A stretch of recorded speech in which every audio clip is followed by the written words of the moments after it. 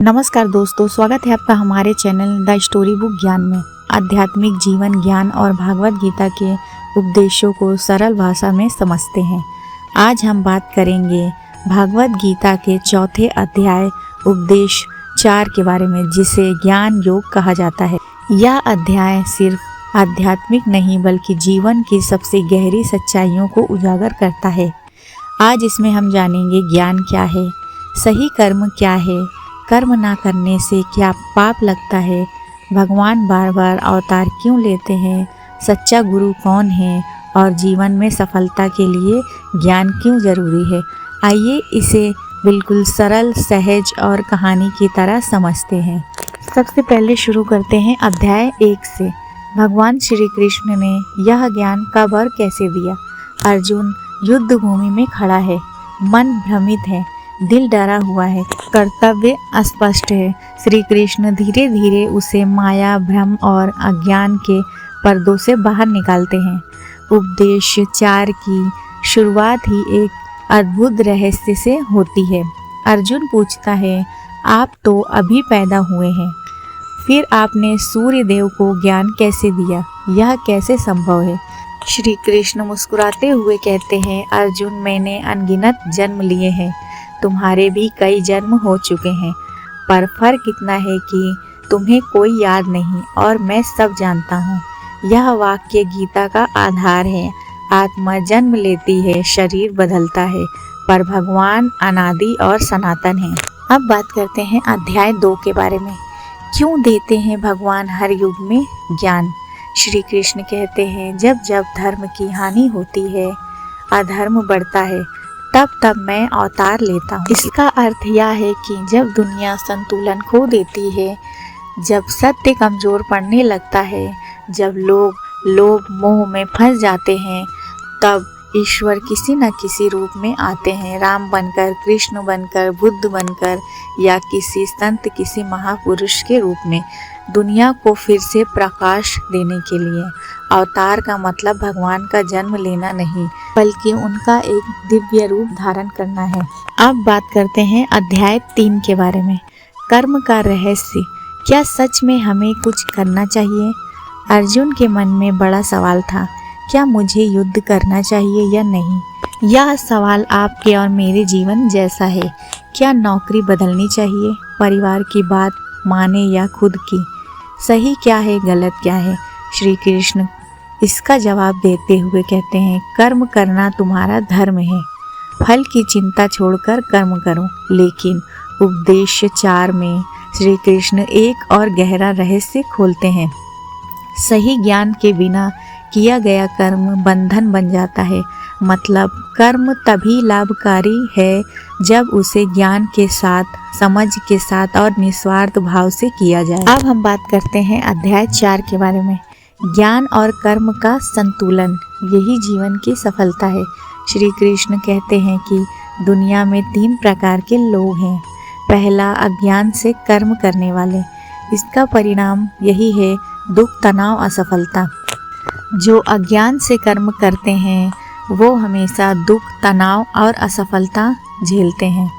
ये लोग बिना सोचे समझे भागते हैं, दूसरों की नकल करते हैं, गलत फैसले लेते हैं। दूसरे वो लोग हैं जो सिर्फ ज्ञान तो लेते हैं पर कर्म नहीं करते।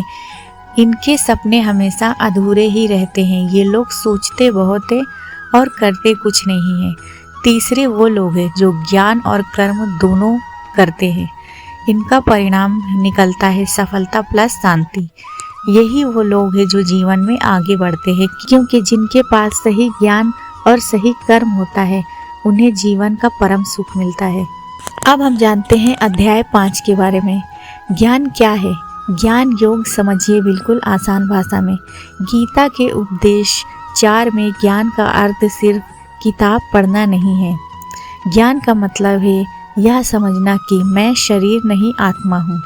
जीवन में जो भी होता है वह कर्म का परिणाम है। हर इंसान ईश्वर का अंश है। कर्म बिना स्वार्थ होना चाहिए। सुख और दुख दोनों अस्थाई है। मन पर नियंत्रण सबसे बड़ा तप है। श्री कृष्ण कहते हैं, ज्ञान अग्नि है, यह पुराने पापों को ऐसे जलाती है जैसे आग लकड़ी को। जो व्यक्ति ज्ञान को अपनाता है उसे क्रोध, भय, लोभ, मोह कुछ भी नहीं छू पाता। अब बात करते हैं अध्याय 6 के बारे में।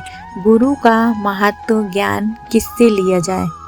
श्री कृष्ण बताते हैं कि सही ज्ञान हर किसी से नहीं मिल सकता। ज्ञानी भी नम्र और तत्ज्ञानी गुरु के पास जाओ, नम्रता से प्रश्न करो, तप और सेवा से उनसे ज्ञान प्राप्त करो। मतलब गुरु वह हो जो स्वयं अनुभव कर चुका हो, जिसने जीवन देखा हो, जो लोभ मोह से ऊपर हो, जिसे सत्य का बोध हो, जो आपको सच्चा रास्ता दिखा सके। आज की दुनिया में गुरु कोई भी हो सकता है, आपके माता पिता, आपका शिक्षक, कोई आध्यात्मिक व्यक्ति, कोई सच्चा दोस्त या फिर स्वयं अनुभव। अब हम बात करते हैं अध्याय 7 के बारे में। ज्ञान से क्या बदलता है। गीता कहती है, ज्ञान आने पर व्यक्ति भ्रम, डर और मोह से मुक्त हो जाता है। ये 3 चीज़ें ही इंसान को नीचे गिराती हैं। जब भ्रम आता है तो लोग क्या कहेंगे, ये चिंता सताती है। जब डर लगता है तो असफलता का भय होता है। जब मोह हो जाता है तो चीज़ें और लोगों से अत्यधिक लगाव हो जाता है। ज्ञान इन तीनों को खत्म कर देता है और फिर व्यक्ति सही फैसले लेते हैं, शांति महसूस करते हैं, कर्म भी करते हैं और फल की चिंता भी नहीं करते। इसलिए ज्ञान योग को मुक्ति का मार्ग कहा गया है। अब हम जानते हैं अध्याय 8 के बारे में। ज्ञान कैसे मिलता है। आसान भाषा में श्री कृष्ण बताते हैं कि ज्ञान पाने के 3 तरीके हैं। पहला, श्रद्धा से। यदि मन में विश्वास नहीं है तो कोई भी ज्ञान काम नहीं करेगा। दूसरा, प्रश्न पूछकर।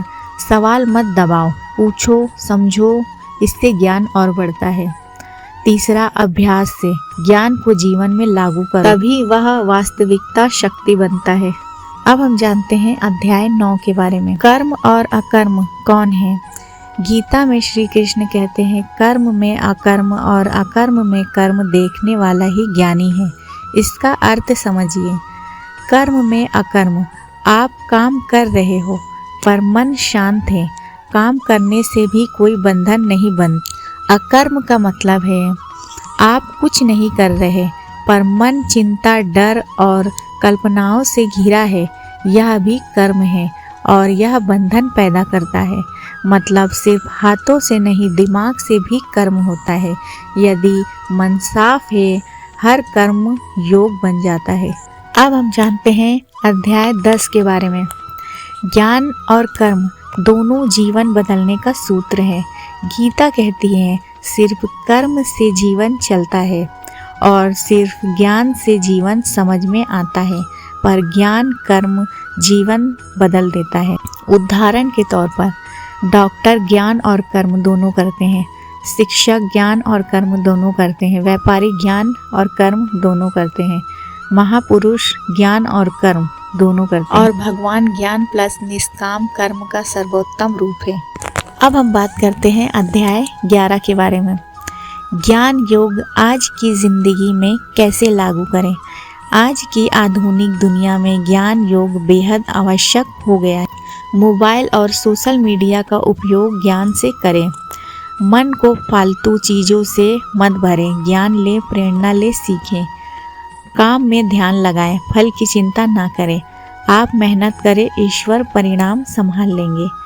गलत संगति से दूर रहें। ज्ञान का पहला नियम अच्छी संगत बदलने से जीवन बदलता है। आत्मा को समझें, आप शरीर नहीं आत्मा हैं। सुख दुख दोनों अस्थाई है। हर कर्म ईश्वर को समर्पित करें, काम आसान हो जाएगा, तनाव खत्म हो जाएगा, मन शांत रहेगा। अब हम बात करते हैं अध्याय 12 के बारे में। ज्ञान योग का अंतिम निष्कर्ष गहन लेकिन सरल है। श्री कृष्ण अर्जुन से कहते हैं, ज्ञान से बढ़कर कोई पवित्र चीज नहीं है।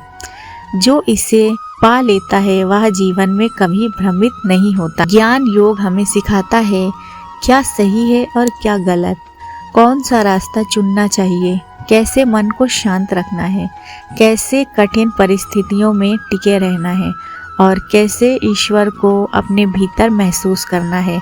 अंत में श्री कृष्ण का वचन है, अर्जुन तू बस श्रद्धा रख और ज्ञान प्राप्त कर, फिर तेरे सब कर्म सफल होंगे। अगर आपको हमारा वीडियो अच्छा लगा हो तो इसे लाइक करें, शेयर करें और चैनल को सब्सक्राइब करना ना भूलें, ताकि हम आपके लिए आगे और भी अच्छे वीडियो बनाते रहें। और कमेंट में जय श्री कृष्ण लिखना ना भूलें। मिलते हैं अगले वीडियो में, तब तक के लिए धन्यवाद।